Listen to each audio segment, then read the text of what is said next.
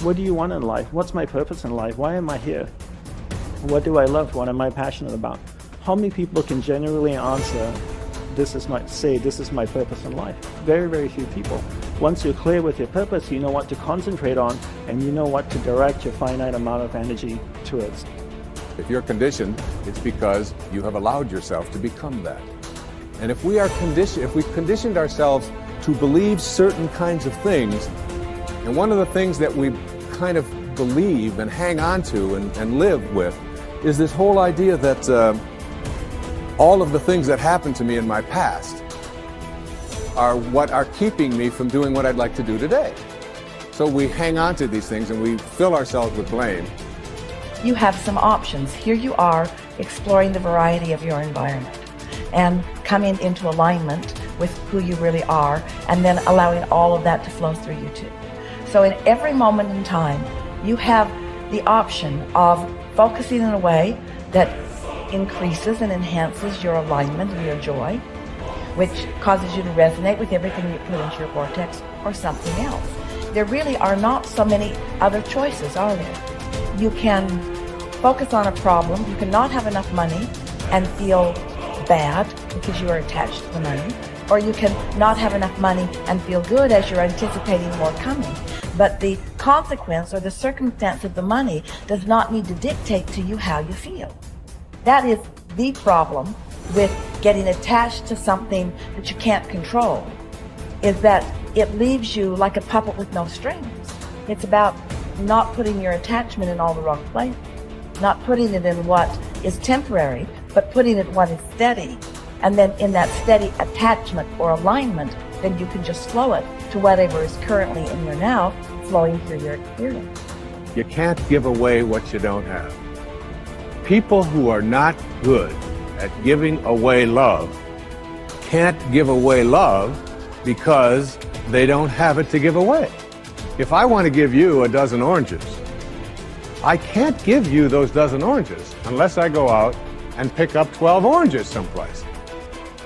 Otherwise, all it is just empty rhetoric. And the same thing is true of virtually everything in your life. You can't give away love for others if you don't have love in here to give away. If what you have in here is contempt, if what you have in here is anger, if what you have in here is fear, then these are the things you're going to be giving away in your life. Every one of you are drawing a picture with your life. You're the artist. Your hands and your feet are the paintbrushes.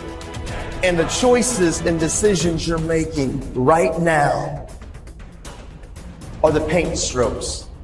You can paint whatever picture you want to paint. You can become whatever you want to become. But your choices and decisions that you're making right now matter.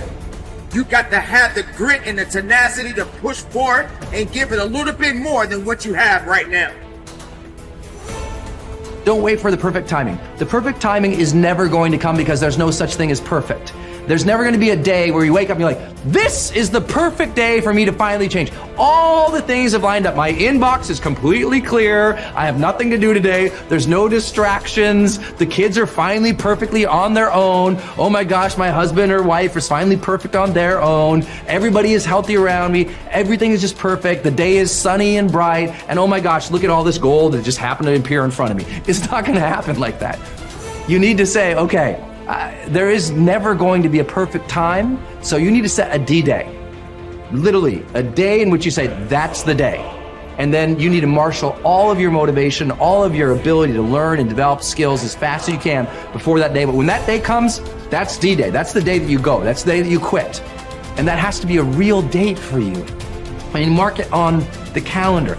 That's the day you quit the thing. That's the day you walk out. That's the day that you leave that situation that is not healthy or satisfying or good for you or your soul or the people around you. That you have to have that date. It has to be scheduled or you'll never do it. You'll just keep saying, oh, you know, one day things are gonna be, you know, the people who say one day, they end up at the end with a collection of days that were so far from perfect that they're in a state of misery now. They never landed in the land of their dreams because they were always marching in something that was miserable to them, right? At some point, The only way that life changes is that you change your course. And don't wait for a perfect day. So what's your date? People who earn large incomes aren't lucky, and they're not crooks as those without money are so fond of pretending, nor are they endowed with more brains or talent necessarily than their friends and neighbors, nor are they privy to occult secrets, and only a very few were lucky enough to have had rich fathers or grandfathers. Most of the people earning the big incomes today started the same way you and I did, and most other people. The only difference between the men who earn big incomes and those who earn small incomes is that those earning big incomes decided to earn more. They're the people who made it their business to earn more. You see, people do what they make up their minds to do. So get rid of the ancient superstition once and for all that people who earn big money are special people, are lucky, or get the breaks, or had money to begin with, or knew someone, or are smarter, or anything else. These are alibis. They can all be disproved 1,000 times. The reason there are so many of these alibis around is that men who fail to make the grade financially are seldom honest enough to just admit that they really didn't try and keep trying. So in order to justify their failure, in order to remain seated, they dream up and pass along these old alibis. We're all self-made, but only the successful will admit it. The commitments we make to ourselves and to others, and our integrity to those commitments, is the essence and clearest manifestation of our proactivity.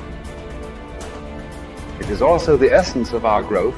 Through our human endowments of self-awareness and conscience, we become conscious of areas of weakness, areas for improvement, areas of talent that could be developed, areas that need to be changed or eliminated from our lives.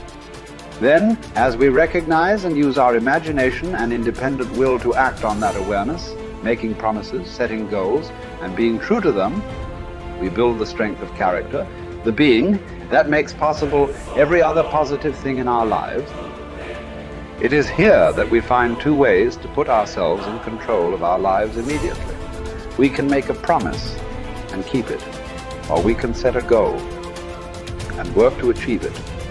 As we make and keep commitments, even small commitments, we begin to establish an inner integrity that gives us the awareness of self-control and the courage and strength to accept more of the responsibility for our own life. By making and keeping promises to ourselves and others, little by little, our honor becomes greater than our move. The power to make and keep commitments to ourselves is the essence of developing the basic habits of effectiveness.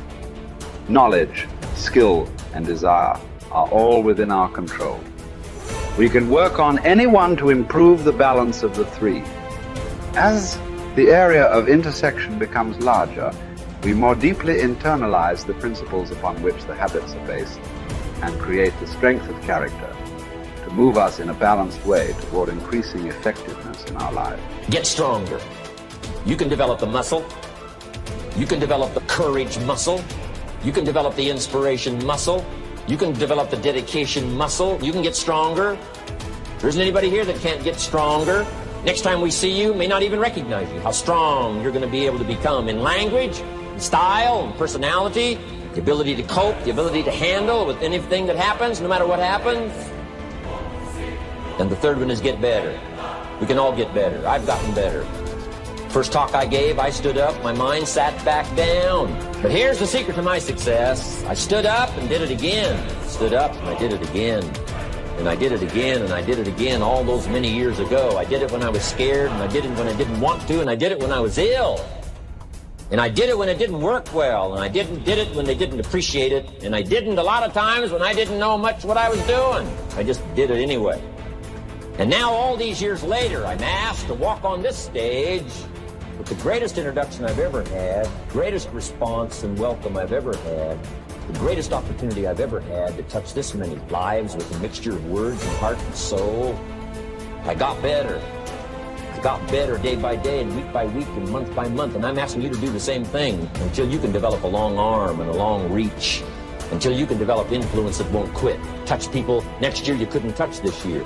Touch people now you couldn't touch before. Conduct a meeting now you couldn't conduct before.